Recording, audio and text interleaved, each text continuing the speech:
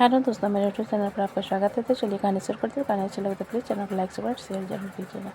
रात का वक्त था। राघव फटी आंखों से सामने बैठी बेजान आंखों वाली लड़की को देख रहा। उसकी आंखें के सामने एक क्लब बार बार आने लगता है जहाँ पर एक लड़की सॉन्ग गा रही थी। मैंने जान ये वार दो, हार जीत भी हार दो, कीमत हो कोई तुझे बेइंतहा प्यार दो, सारी हदें मेरी अब मैंने तोड़ दी देकर मुझे पता। आवारगी बन गए हाँ, हंसी बन गए हाँ, नमी बन गए, तुम मेरे आसमां मेरे जमी बन गए। आओ इस तरीके से घूर घूर कर क्या देख रहे हो। ये आवाज़ राघव को फिर से सेंस में ले आती और वो अपने बगल में बैठी लड़की को देखता है जो कि उसे अजीब नज़रों से देख रही। वीर कार स्टार्ट करते हुए राघव से बोला, तुम इस तरीके से इस लड़की को घूर क्यों रहे हो। राघव वीर की तरफ देखते हुए बोला, मैं नहीं घूर रहा। इतना कहने के बाद राघव फिर से उस लड़की को देखने लगता है। वो लड़की राघव को अनदेखा करते हुए खिड़की से बाहर देखने लगती है। राघव अभी भी उसे ही घूर घूर कर देख रहा था, जिस कारण वो लड़की थोड़ा इरिटेट होकर राघव से बोली, अगर तुम्हें कुछ कहना है तो साफ साफ कहो ना, इस तरीके से घूर क्यों रहे हो जैसे कभी लड़की नहीं देखी। उसकी तेज आवाज़ पर राघव हड़बड़ा कर बोला, क्या तुम मुझसे दोस्ती करोगे। वीर अजीब नज़रों से रियर व्यू मिरर में राघव को देखने लगता है। वहीं वो लड़की भी उसे बहुत अजीब नज़रों से देख रही थी। राघव को जब रियलाइज होता है कि उसने क्या कहा, वो हल्का सा अपना सर को खुजलाते हुए मुस्कुरा कर कहता है, मेरी कोई दोस्त नहीं। वो लड़की राघव की बात पर अपने दांत पीस कर बोली, तो जाकर लड़के दोस्त बनाओ ना, मुझ पर क्यों लाइन मार रहे हो। उसकी बात सुन राघव कुछ नहीं कहता तो वो लड़की भी गाड़ी से बाहर देखने लगती। कुछ देर बाद वीर अनाथ आश्रम के बाहर गाड़ी रोकता है तो वो लड़की उतर कर वहाँ से जाने लगती है, जिस पर वीर उसे रोकते हुए कहता है, रुको। वो लड़की फिर वीर की तरफ देखते हुए बोली, क्या हुआ। वीर एक चेक उसकी तरफ बढ़ाकर बोला, सोनाली, ये तुम्हारे लिए है। जो कुछ भी तुम्हें हम लोगों के कारण झेलना पड़ा उसके लिए। सोनाली बिना किसी भाव के चेक को देखने के बाद वीर से बोली, अनाथ आश्रम के डोनेशन बॉक्स में डाल दीजिए। इतना कहकर सोनाली जाने लगती है कि जिस पर राघव गाड़ी से उतरते हुए कहता है, सुना। सोनाली के कदम रुक जाते और पलट कर राघव को घूरने लगती है। राघव अपना कार्ड निकालकर सोनाली की तरफ बढ़ाकर बोला, अगर मैं कुछ भी तुम्हारी मदद कर पाऊँ तो मुझे कॉल करना।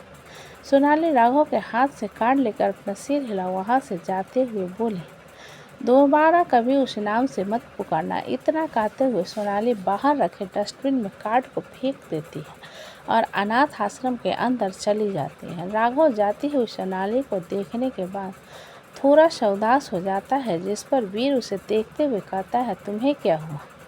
ये सुन राघव हल्का मुस्कुरा कर बोला, कुछ नहीं, चलो मुझे घर छोड़ दो। वीर ज़्यादा ध्यान न देते हुए अपना सिर हिलाता है और राघव को लेकर गाड़ी में बैठ जाता है। राघव अनाथ आश्रम को देखते हुए गाड़ी में बैठ अपने घर की तरफ निकल जाता है। इधर सारंग विला में के बाहर 3 गाड़ियां आकर रुकती है, जिसमें से कशिश और मीरा बाहर आते हैं। बाकी गाड़ियों से बॉडीगार्ड बाहर निकलते हैं। कशिश सीधा अंदर आता है। तब तक वहाँ पर सभी लोग डिनर कर रहे थे। कशिश अंदर आकर मृत्युंजय से गुस्से में बोला, मृत्युंजय जो कुछ भी अपने हेड कुर्सी पर बैठा डिनर कर रहा था। कशिश के चलने पर थोड़ी तेज आवाज़ में बोला, यहाँ पर चिल्लाना बंद करो। कशिश अपने दांत पीसते हुए बोला, तुम पर चिल्लाऊं नहीं, मेरे घर की सारी खुशियों को राख करके तुम यहाँ पर अपने घर वालों के साथ खाना खा रहे हो। नित्या जो कि कुर्सी पर बैठे अपना डिनर कर रही थी, खड़ी होकर कशिश के पास जाकर उसे कसकर गले लगा लेती है। कशिश नित्या के पीठ पर हाथ फेरते हुए बोला, शांत हो जाओ। नित्या रोते हुए कशिश से बोली, इन लोगों पर चिल्लाने से कुछ नहीं होगा भाई। जब हमारे घर का सिक्का खोटा हो तो दूसरे पर इल्ज़ाम लगाने पर कोई फ़ायदा नहीं होता। मॉम और डैड दोनों गलत थे। कशिश नित्या की बात सुन हैरानी से उसे देखते हुए बोला, तुम कहना क्या चाहती हो। नित्या कशिश से दूर हो रोते हुए बोली, डैड ने आपको पैरालाइज करने का प्लान किया था। नित्या की बात सुनकर कशिश को ऐसा लगता है जैसे उसके सिर पर किसी ने ठंडा पानी डाल दिया। वो हैरानी से नित्या की तरफ देखने लगता है। वहीं मीरा कशिश के कंधों पर हाथ रखते हुए बोली, नित्या बिल्कुल सही कह रही है। कशिश, मैंने आपको पहले ही बताया था इस बारे में, लेकिन आपने मुझ पर यकीन नहीं किया। कशिश की आंखों में नमी तैर जाती है। उसके आगे इंद्र का उसके लिए परवाह करना, उसे अपने बेटे की तरह प्यार करना, सब कुछ एक टीवी रील की तरह चलने लगता है। नित्या कशिश को इस तरीके से शांत देखकर वैशाली की तरफ इशारा करते हुए बोले, डैड ने वैशाली दीदी और उनकी मॉम की जिंदगी भी बर्बाद कर दी। वैशाली, जो कि उन लोगों को देख रही थी, आराम से अपना डिनर करते हुए बोली, हमको इन सब में मत घसीटा भाई, हम अपने फैमिली के साथ खुश हैं। अमृत वैशाली के हाथ पर हाथ रखता है तो वैशाली उसकी तरफ एक नज़र देखने के बाद कुछ नहीं था। कशिश मीरा के हाथ को कंधे से हटा वैशाली के पास जाकर बोला, तुम सच में? हाँ, बिल्कुल सही सोच रहे हो, हम आपकी बहन है, चचेरी बहन। वैशाली ने कशिश की बात को बीच में काट कर कहा। कशिश हैरानी से सब कुछ समझने की कोशिश करने लगता। उसका दिमाग पूरी तरीके से शून्य हो गया था। कशिश अपने सिर पर हाथ रखकर सोफे पर बैठ जाता। मृत्युंजय कशिश को इतना सीरियस देखकर बोला, जितनी शिद्दत के साथ तुम मुझसे नफरत और दुश्मनी निभाया है, तुमने उम्मीद करूँगा उतने ही शिद्दत से रिश्ते भी निभाओगे। कशिश मृत्युंजय की बात पर गुस्से से बोला, अपना मुंह बंद करके रखो वरना तुम्हारा मुंह तोड़ दूंगा मैं। शोभित कशिश की बात पर उसे घूरते हुए बोला, हाथ लगा कर दिखाओ, भूल जाएंगे कि हमारी बहन के पति हम। शोभित की बात सुनकर कशिश और सब लोग उसे देखने लगते। अदिति शोभित के हाथ को नीचे से पकड़ते हुए धीरे से बोली, बड़ों से ऐसी बात नहीं करते। मृत्युंजय अपना हाथ साफ करते हुए डाइनिंग टेबल से उठकर कशिश के पास जाकर बोला, तुम्हें पता है कशिश, तुम में और मुझ में क्या फ़र्क है? मैं कभी किसी पर ट्रस्ट नहीं करता जितना तुम करते हो। कशिश अपनी आंखों में नमी लिए खड़ा हो मृत्युंजय के सीने पर मारते हुए बोला, तुम मुझे क्यों नहीं सिखाया? बचपन से तो साथ में था ना, मुझे हमेशा से रुलाया तुमने हर चीज़ के लिए। महक से दोस्ती के लिए, अब फैमिली के लिए क्यों क्यों किया तुमने ऐसा? मृत्युंजय कशिश के हाथ को पकड़कर बोला, क्योंकि तुम हमेशा से बेवकूफ़ हो। कशिश मृत्युंजय से हाथ छुड़ाकर उसे धक्का देते हुए लगे, क्योंकि तुम हमेशा मुझे बेवकूफ़ बनाते हो। मृत्युंजय कशिश के धक्का देने पर भी तस्य मश नहीं होता और मीरा की तरफ इशारा करते हुए कहता है, मेरी बीवी से दोस्ती करने नहीं दी, इसलिए अपनी बहन का पति बनने दिया। महक कन्फ्यूजन में उन दोनों को देखे जा रहे थे। अमृत महक को देखकर हल्का सा मुस्कुरा देता है और कशिश मृत्युंजय को देखने लगता है। मृत्युंजय और कशिश को इतने वक्त बाद ऐसे बात करता हुआ देखकर घर के बड़ों के चेहरे पर मुस्कान आ गई थी। मृत्युंजय कशिश के हाथ को पकड़कर बोला, हम सब हैं ना तुम्हारे साथ, चलो डिनर कर लो। कशिश मृत्युंजय से हाथ छुड़ाते हुए बोला, मुझे नहीं खाना। मृत्युंजय मीरा की तरफ देखते हुए बोला, इतने वक्त में अपने पति को खाना खिलाना तो सीख गई होगी ना, चलो उसे मनाओ और खाना खिलाओ। मीरा मृत्युंजय की बात पर थोड़ी हैरान होकर बोली, मैं? विकल्प मीरा की बात पर बोला, हाँ तुम ही हो ना कशिश की बीवी, या फिर कोई और है? विकल्प की बात पर मीरा कशिश की तरफ देखते हुए बोली, खाना खा लो। कशिश गहरी सांस लेकर मृत्युंजय से बोला, मैं घर जाना चाहता हूँ। वैशाली कशिश की बात पर बोली, हमको आपसे कुछ बात करनी है। सभी लोग वैशाली की तरफ देखने लगते हैं तो वैशाली डाइनिंग टेबल से खड़ी हो कशिश के सामने जाकर कहती है, मित्तल खानदान का 10% हमारे नाम पर था, जिसे हम नित्या के नाम पर करते हैं। नित्या वैशाली की बात पर हैरान होते हुए बोली, मुझे नहीं चाहिए। वैशाली अमृत की तरफ इशारा करके बोली, हमारे पति के पास बहुत है, इसलिए हम और नहीं चाहते। कशिश वैशाली की तरफ देखते हुए बोला, मेरे साथ काम करोगी? अमृत जल्दी से कुर्सी से खड़ा हो कशिश से बोला, बिल्कुल नहीं, मेरी वाइफ प्रेग्नेंट है, इसलिए वो ये सब काम नहीं कर सकती। वैशाली अमृत का साथ देते हुए कशिश से बोली, हमारा पति बिल्कुल सही कह रहा है, हमको सिंगिंग में इंटरेस्ट है, बिजनेस हमारे दिमाग में नहीं घुसता। कशिश कुछ देर सोचकर बोला, मेरा एक दोस्त है जो एक एल्बम कंपोज करता है, अगर तुम राजी हुई तो वो बिल्कुल राजी नहीं है। मैं तुम्हें कह रहा हूँ ना, मेरी बीवी प्रेग्नेंट है, वो कुछ नहीं कर सकती। अमृत ने इरिटेट होकर कशिश की बात को बीच में काट कर कहा। कशिश बार बार अमृत के बात को काटने पर गुस्से से बोला, मैं अपनी बहन से बात कर रहा हूँ, तुम अपना मुंह बंद करके रखो। कशिश की बात पर अमृत उसे घूरते हुए बोला, मैं क्यों अपना मुंह बंद करके रखूं? मुझे अपनी बीवी के फिक्र है, इसलिए मैं उसे तुम्हारे साथ रहने से मना कर रहा हूँ। विकल्प विप्लो के कान में धीरे से बोला, इन दोनों की बहस को देखकर मृत्युंजय भाई और सिद्धू की याद आ रही है ना? विप्लो मुंह बनाते हुए बोला, मैं तो ऐसी लड़की से शादी करूंगा जिसका कोई भाई ही ना रहे। विकल्प भी अपना सिर हिलाते हुए बोला, बिल्कुल सही। मैं भी वैशाली अमृत और कशिश के झगड़े के बीच में आते हुए बोली अरे बस करो यार, हम दूसरे का तमाशा देखकर एंजॉय करते हैं और तुम दोनों हमारा तमाशा बना रहे हो। अभी हम बहुत खुश हैं, हमको कहीं नहीं जाना है। सावित्री जी उन लोगों को झगड़ों के बीच में आते हुए बोली, सब लोगों का डिनर हो गया, सभी अपने अपने कमरे में जाओ। सावित्री जी के सख्त आवाज़ पर सभी लोग शांत हो जाते। इधर कशिश और मीरा भी आज सारंग विला में रुके हुए थे। कशिश काफ़ी शांत नजर आ रहा था। मीरा कशिश के पास आकर उसके कंधे पर हाथ रखते हुए बोली, आपको इतना ज़्यादा उदास होने की ज़रूरत नहीं है, हमें तो नित्या को संभालना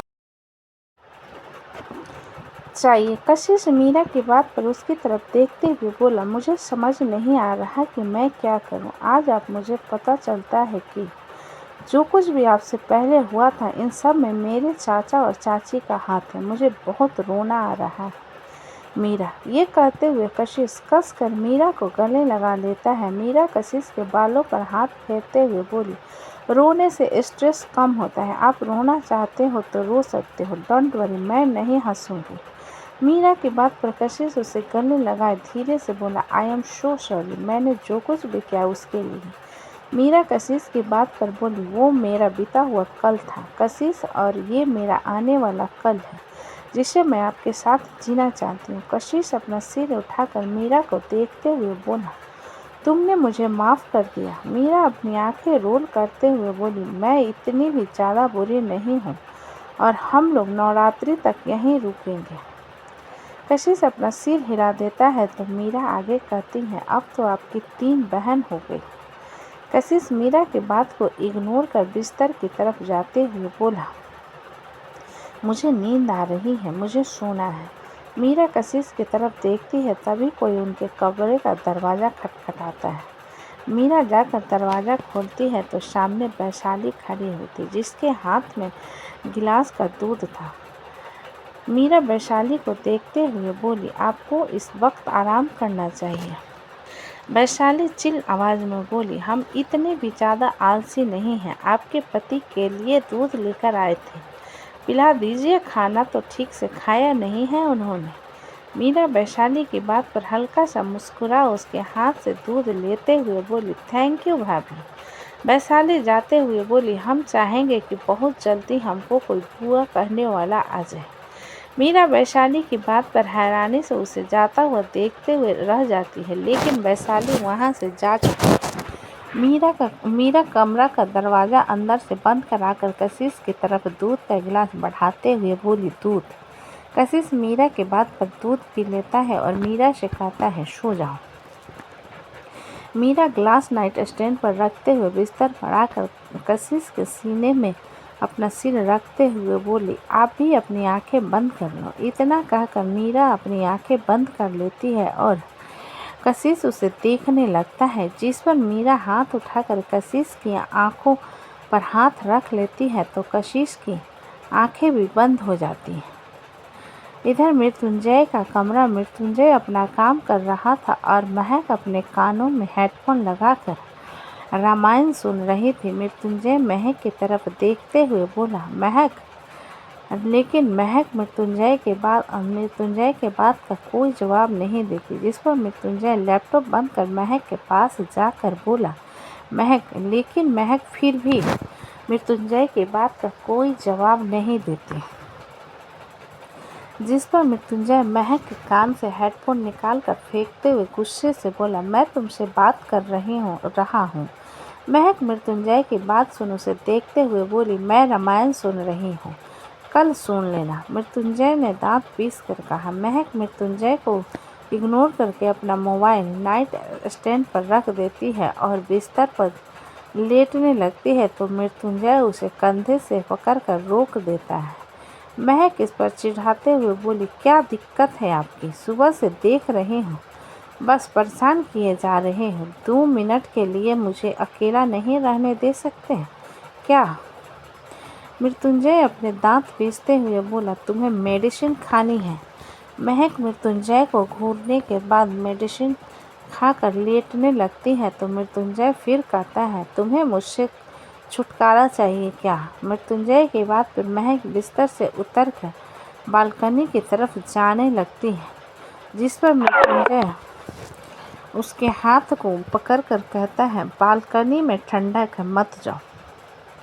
मृत्युंजय की बात पर महक उससे अपना हाथ छुड़ाते हुए बोली, नहीं लगेगी, फिक्र करने की नाटक मत कीजिए।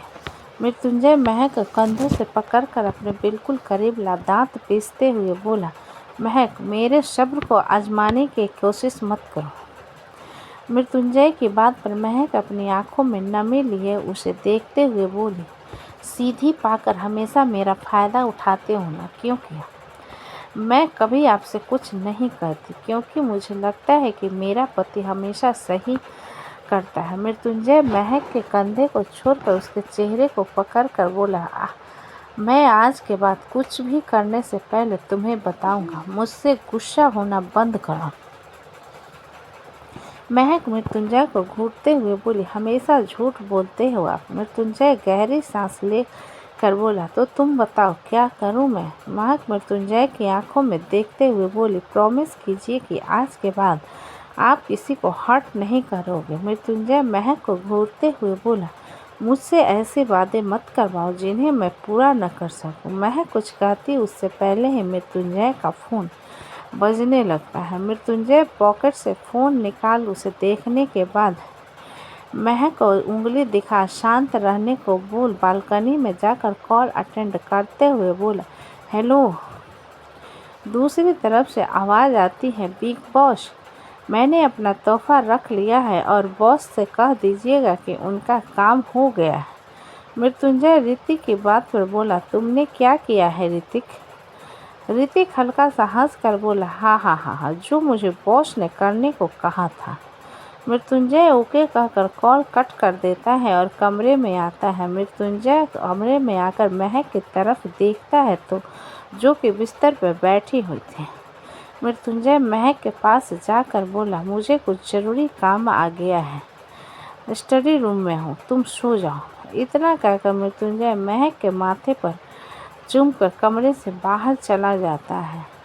इधर जुहू बीच पर फलक की कैब आकर जुहू बीच के पास रुकती है और फलक, जिसने एक रेड कलर का खूबसूरत सा गाउन पहन रखा था, कैब से बाहर आकर इधर उधर देखने लगती है कि कोई उसकी आंखों पर हाथ रखकर धीरे से कहता है, चुप रहो और चलो मेरे साथ। फलक रुद्र की बात पर सरप्राइज होते हुए बोली, तुमने मुझे यहाँ पर क्यों बुलाया है? क्योंकि आज हम दोनों डेट पर आए हैं। रुद्र ने फलक के आगे ले जाते हुए कहा। फलक रुद्र की बात पर उसे धमकाते हुए बोली, तुम मुझे लेकर चल रहे हो, ठीक है, अगर मैं गिरी ना तो मैं तुम्हें बीच में डुबो कर मारूंगी। रुद्र फलक की आंखों से हाथ हटाकर बोला, तो जाओ, खुद चलते जाओ, मैं नहीं ले जाने वाला। इतना कहकर रुद्र मुंह बनाकर आगे आगे चल जाता है। फलक हंसते हुए रुद्र के पीछे जाकर उसके पीठ पर चढ़ जाती है तो रुद्र उसके दोनों पैरों को पकड़ लेता है। फलक अपने हाथ रुद्र के गले पर बांध उसके गाल पर किस करते हुए बोली, मेरा गुंडा कितना जल्दी गुस्सा हो जाता है। रुद्र घूरकर फलक की तरफ देखता है तो फलक की नज़र सामने डेकोरेटेड चेयर पर जाती है। फलक उस खूबसूरत से कैंडल लाइट डिनर को देखते हुए खुश होकर बोली, क्या ये तुमने मेरे लिए प्रिपेयर किया? रुद्र सामने की तरफ देखने के बाद फलक के पैर को छोड़ देता है, जिस पर फलक गिरने के डर से रुद्र के कमर पर अपने पैर लपेट लेती हैं और उसके गले को भी कसकर पकड़ लेती हैं। रुद्र के अचानक ऐसा करने पर फलक उसे और कसकर पकड़ते हुए बोली, रुद्र मैं गिर जाऊंगी। रुद्र फलक की बात पर बोला, तुमने मुझसे गुंडा कहा और उसके बाद कहा कि मैं बकवास ही डेट तुम्हारे लिए अरेंज करूंगा। मैंने तो हम दोनों के लिए कैंडल लाइट डिनर अरेंज किया था। फलक नीचे उतरकर रुद्र के सामने आ उसे घूरते हुए बोली, तुम मुझसे झगड़ा क्यों कर रहे हो? रुद्र फलक की बात पर दांत पीसते हुए बोला, बता रहा हूँ तुमको, मुझे ये बकवास लड़कियों के चोचले नहीं पसंद, इसलिए मेरे सामने ज़्यादा होशियारी करने की कोशिश मत करना। फलक रुद्र के पैर पर लात मारते हुए बोली, तुम गधे हो। रुद्र अपने पैर को सहलाते हुए फलक को घूरने लगता है कि फलक की नज़र दो कपल पर जाती है जो कि उस चेयर पर बैठकर अपना डेट एंजॉय कर रहे हैं। फलक छोटा सा मुंह बनाकर रुद्र की तरफ देखते हुए बोली, रुद्र मुझे भी ऐसा ही डेट चाहिए। रुद्र फलक की बात पर उसे घूरते हुए बोला, तुमने कहा कि मैं तुम्हें गिरा दूंगा। ये कहते हुए रुद्र को एक सुनसान एरिया में ले आता है जहाँ पर लोग बहुत कम थे। फलक रुद्र की तरफ देखते हुए बोली, सॉरी ना, लेकिन प्लीज़ मुझे ऐसा डेट चाहिए, प्लीज़ रुद्र। रुद्र फलक से दूर होकर अपनी गन निकाल फलक पर तान देता है, जिसे देखकर फलक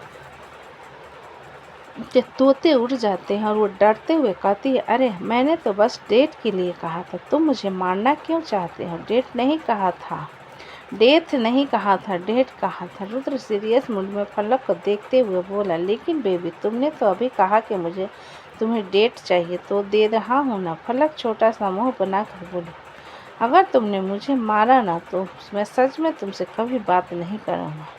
रुद्र अपना सिर हिलाते हुए बोला, मारने के बाद क्या तुम्हारी आत्मा मुझे जाकर बात करेगी? पागल, डेट चाहिए ना, चलो दे रहा हूँ। फलक रोने जैसा चेहरा बनाकर बोली, मेरे पापा के पास बहुत सारी प्रॉपर्टी है, दहेज में सब ला कर दूंगी तुम्हें, प्लीज़ मुझे मत मारो। रुद्र सीरियस मोड में अभी भी फलक को घूरने लगता है। इस पर फलक कहती है, मैं आज के बाद कभी तुमसे कोई डिमांड नहीं करूँगी, तुम्हें डेट पर नहीं ले जाना ना, मत ले कर जाओ, तुम जैसा कहोगे।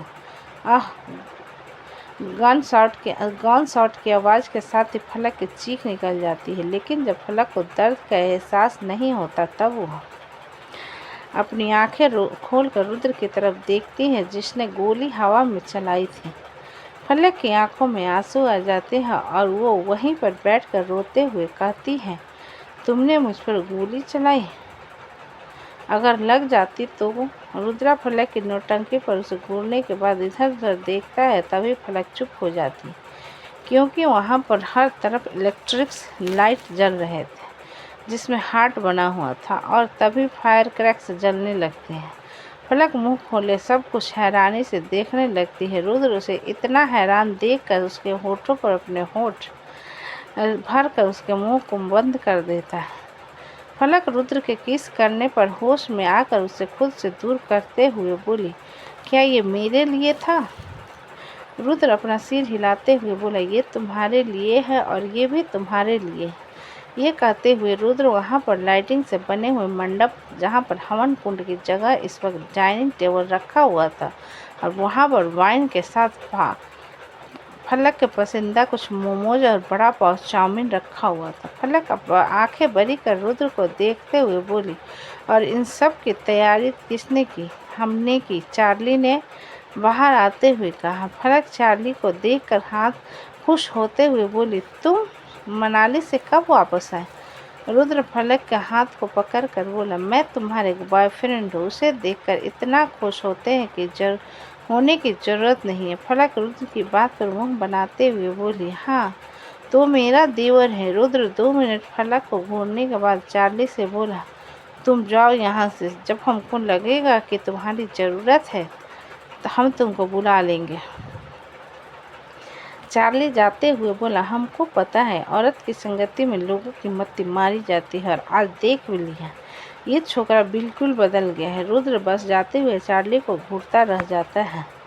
फलक रुद्र को इग्नोर करके डाइनिंग टेबल के पास जाते हुए बोली, बहुत खूबसूरत है। रुद्र अपनी गन अपने हाथ में लिए डाइनिंग टेबल के पास आता है और गन को उसी में रखकर फलक को तरफ देखते हुए कहता है, हम तुमको कुछ बताना चाहते हैं। फलक अपना सिर हिलाते हुए बोली, क्यों? पूछने की क्या ज़रूरत है, बोलो क्या बताना चाहते हैं। ये कहकर फलक मोमोज उठाकर अपने मुंह में डाल लेती है। रुद्र फलक को देखते हुए बोला, मैं मनाली वापस जा रहा हूँ, पापा का फ़ोन आया था। तो दोस्तों